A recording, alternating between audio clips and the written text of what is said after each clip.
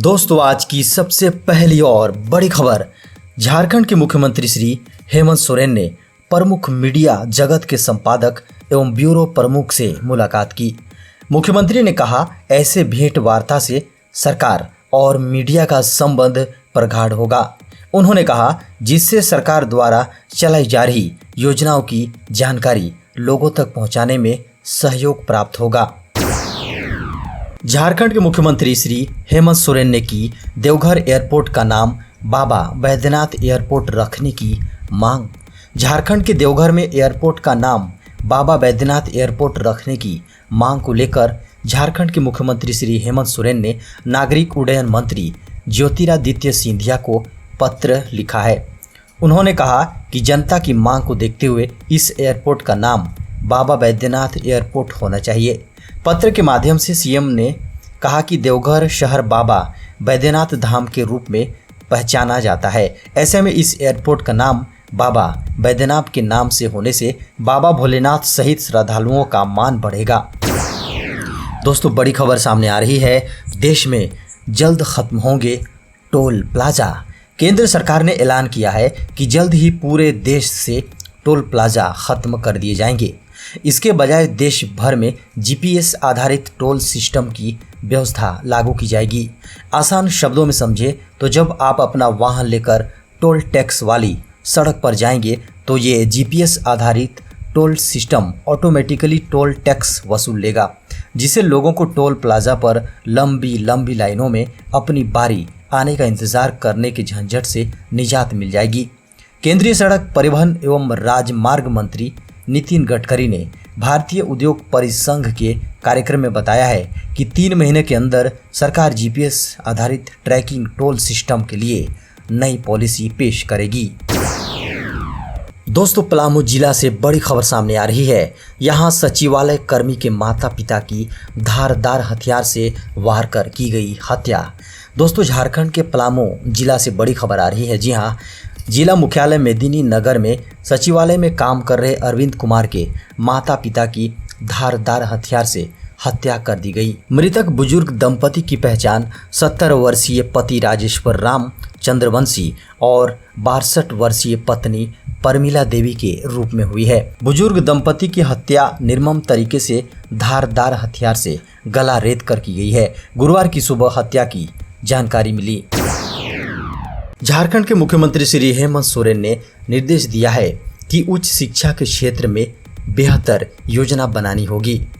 विश्वविद्यालयों में शिक्षकों के रिक्त पदों को भरने हेतु रोस्टर संबंधी अड़चनों को दूर करने के लिए कुलपति के साथ बैठक कर दूर करें, ताकि छात्रों की शिक्षा में बाधा उत्पन्न न हो। झारखंड के 33 अफसरों और कर्मचारियों को वीरता के लिए मिलेगा पुलिस पदक। दोस्तों, झारखंड पुलिस के 33 अफसरों और कर्मचारियों को उनकी वीरता के लिए पुलिस पदक दिया जाएगा। पुलिस मुख्यालय की ओर से इसकी घोषणा कर दी गई है। 15 अगस्त को मुख्यमंत्री हेमंत सोरेन ये पदक देंगे। हर साल सरकार विशिष्ट सेवा देने वाले पुलिस अधिकारियों को सम्मानित करती है। इस कार्यक्रम में सराहनीय कार्य करने वाले अधिकारियों से लेकर पुलिस के जवान तक शामिल होते हैं। झारखंड में ब्लैक फंगस का मिला एक और मरीज। गुरुवार को झारखंड में ब्लैक फंगस का एक और मरीज मिला है। इसके साथ ही झारखंड में ब्लैक फंगस के मरीजों की संख्या कुल 167 हो गई है। हेल्थ डिपार्टमेंट के अनुसार इनमें 106 मरीजों में ब्लैक फंगस के लक्षण पाए गए हैं, जबकि 61 मरीज संदिग्ध हैं। झारखंड में ब्लैक फंगस से अब तक 31 लोगों की मौत हो चुकी है, जबकि 115 लोग ठीक होकर अस्पताल से डिस्चार्ज हो चुके हैं। भारतीय रेलवे में 8वीं से 10वीं पास युवाओं के लिए 1664 पदों पर नौकरियां। बेरोजगार युवाओं के पास रेलवे में नौकरी करने का शानदार मौका है। रेलवे रिक्रूटमेंट सेल ने 1600 से अधिक पदों पर भर्तियां करने के लिए नोटिफिकेशन जारी किया है। नॉर्थ सेंट्रल रेलवे में कुल 1664 पदों पर भर्तियां निकाली गई हैं। इन पदों पर आवेदन की प्रक्रिया 2 अगस्त 2021 से शुरू हो गई है। इच्छुक व योग्य उम्मीदवार आधिकारिक वेबसाइट rrcpryj.org पर जाकर 1 सितंबर तक ऑनलाइन अप्लाई कर सकते हैं। देश में कोरोना के बीते 24 घंटे में 41,195 नए मामले आए सामने। 491 लोगों ने गंवाई जान। देश में कोरोना संक्रमण के मामलों में फिर से वृद्धि देखी जा रही है। बीते 24 घंटे में देश में 41,576 नए मामले दर्ज किए गए हैं। वहीं 491 लोगों की जान चली गई, जबकि 39,125 मरीज रिकवर होकर ठीक हो चुके हैं। ऐसा 5 दिन बाद हुआ है जब यह संख्या 40,000 के पार पहुंची है। इससे पहले आंकड़े 40,000 के नीचे थे। 5 अगस्त को 45,000 केस सामने आए थे। केरल में कोरोना के मामले लगातार बढ़ रहे हैं। यहां 23,500 मरीजों की रिपोर्ट पॉजिटिव आई है। 19,411 ठीक हुए और 116 लोगों की मौत हुई है। दोस्तों, बड़ी खबर आ रही है। सरकार ने धनबाद में छात्र छात्राओं पर लाठीचार्ज करने के मामले में घिरे धनबाद के अनुमंडल पदाधिकारी सुरेंद्र कुमार को स्थानांतरित करते हुए पर्यटन कला खेलकूद विभाग में अवर सचिव के पद पर पदस्थापित किया गया है। राज्य सरकार झारखंड प्रशासनिक सेवा के 12 अधिकारियों का स्थानांतरण पदस्थापन किया है। इस संबंध में अधिसूचना जारी कर दी गई है। मुख्यमंत्री सचिवालय के संयुक्त सचिव राजकुमार गुप्ता को स्थानांतरित करते हुए संयुक्त सचिव सूचना प्रौद्योगिकी विभाग रांची के पद पर पदस्थापित किया गया है। दोस्तों, बड़ी खबर सामने आ रही है। आरबीआई ने बैंकों के लिए जारी की गाइडलाइन। एटीएम में कैश न होने पर लगेगा 10,000 रुपये का जुर्माना। आरबीआई ने देश के सभी बैंकों के एटीएम के लिए नई गाइडलाइन जारी की है। इस गाइडलाइन के अनुसार अगर किसी भी बैंक का ग्राहक एटीएम जाता है और उस एटीएम में कैश नहीं रहता है तो इसका हर्जाना बैंक को भुगतना पड़ेगा। उस एटीएम के बैंक को जुर्माना भरना पड़ेगा। आरबीआई के नए गाइडलाइन के अनुसार 1 अक्टूबर 2021 से 1 महीने में अगर किसी बैंक का एटीएम 10 घंटे से अधिक समय के लिए खाली रहता है तो उस बैंक पर जुर्माना लगना शुरू हो जाएगा। आरबीआई ने इस संबंध में एक सर्कुलर जारी किया है। इस सर्कुलर में कहा गया है कि एटीएम में फिक्स टाइम पर पैसे नहीं डाले जाने पर बैंक पर फाइन लगाया जाएगा। आरबीआई ने यह कड़ा फैसला इसलिए लिया है क्योंकि एटीएम में पैसे हों, इसके प्रति बैंकों को जिम्मेवार बने और किसी भी तरह की लापरवाही न बरतें। दोस्तों, हजारीबाग से बड़ी खबर सामने आ रही है।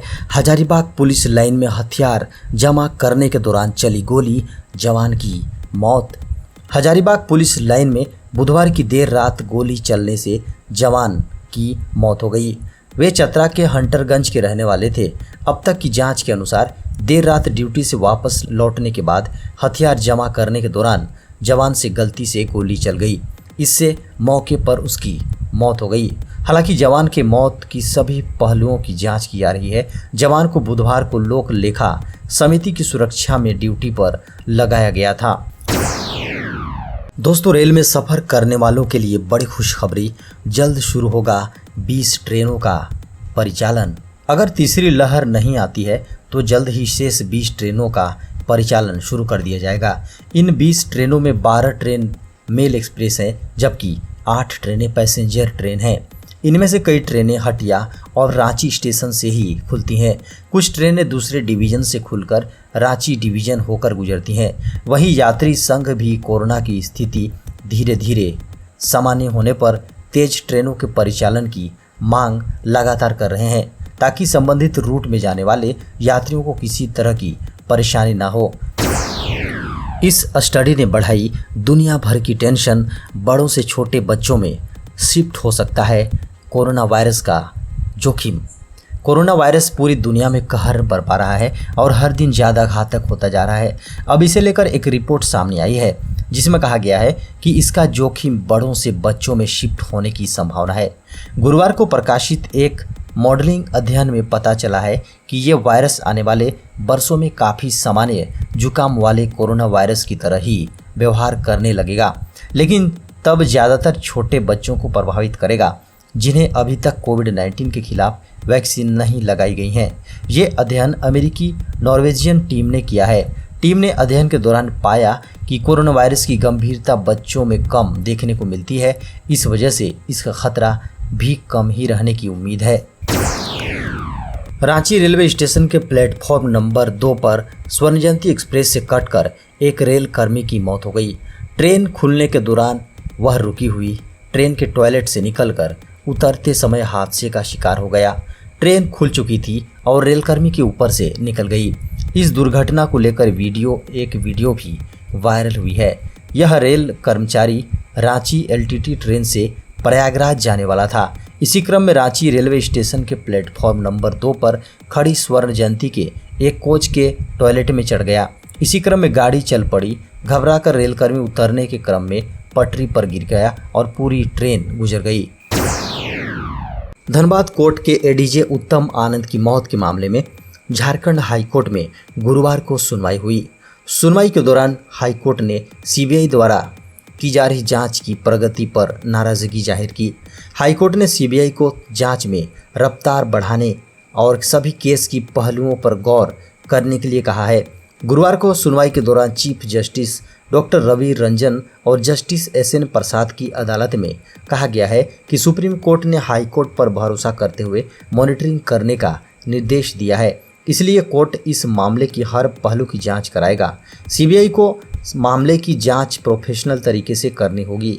कोर्ट ने सीबीआई की प्रगति रिपोर्ट देखकर नाराजगी जताई और जांच से संबंधित सवाल पूछे। WHO अगले महीने कोवैक्सीन के आपातकालीन इस्तेमाल पर लेगा फैसला। विश्व स्वास्थ्य संगठन के एक अधिकारी ने कहा कि भारत की स्वदेशी कोरोना वैक्सीन कोवैक्सीन के आपातकालीन इस्तेमाल पर अगले महीने निर्णय लिया जा सकता है। कोवैक्सीन को अभी तक किसी भी पश्चिमी नियामक द्वारा अधिकृत नहीं किया गया है। टीके के लिए WHO के सहायक महानिदेशक डॉक्टर मारियांगेला सीमाओ का कहना है कि भारत बायोटेक वैक्सीन के बारे में संयुक्त राष्ट्र की स्वास्थ्य एजेंसी का आकलन बेहतर था और अधिकारियों से सितंबर के मध्य तक अहम फैसले की उम्मीद है। टोक्यो पैरालंपिक के लिए 54 सदस्यीय भारतीय टीम रवाना। खेल मंत्री अनुराग ठाकुर और भारतीय पैरालंपिक समिति ने आगामी टोक्यो पैरालंपिक खेलों के लिए गुरुवार को 54 सदस्यीय भारतीय टीम को औपचारिक विदाई दी। भारत 24 अगस्त से 5 सितंबर तक चलने वाले पैरालंपिक खेलों की 9 स्पर्धाओं में हिस्सा लेगा। टीम में देवेंद्र झाझरिया, मरियप्पन थांगवेलु, चैंपियन संदीप चौधरी जैसे खिलाड़ी मौजूद हैं जो पदक के दावेदारों में शुमार हैं। इससे देश को इस बार पैरालंपिक खेलों में अपने सर्वश्रेष्ठ प्रदर्शन की उम्मीद है। झाझरिया अपने तीसरे पैरालंपिक स्वर्ण पदक की कोशिश में जुटे हैं। पश्चिम बंगाल की मुख्यमंत्री ममता बनर्जी को सीएम बने रहने के लिए जीतना होगा 5 नवंबर से पहले चुनाव। विधानसभा चुनाव में ममता बनर्जी ने प्रचंड जीत हासिल की, लेकिन नंदीग्राम में वो अपने सिपाह सलार रहे शुभेंदु अधिकारी से चुनाव हार गई। टीएमसी की तरफ से चुनावी प्रक्रिया में धांधली का आरोप लगाया और मामला कलकत्ता हाईकोर्ट पहुंच गया। टीएमसी को सुनवाई करने वाले जज पर भी एतराज था। टीएमसी की ओर से जज को बदलने की अर्जी लगाई गई, लेकिन कामयाबी नहीं मिली।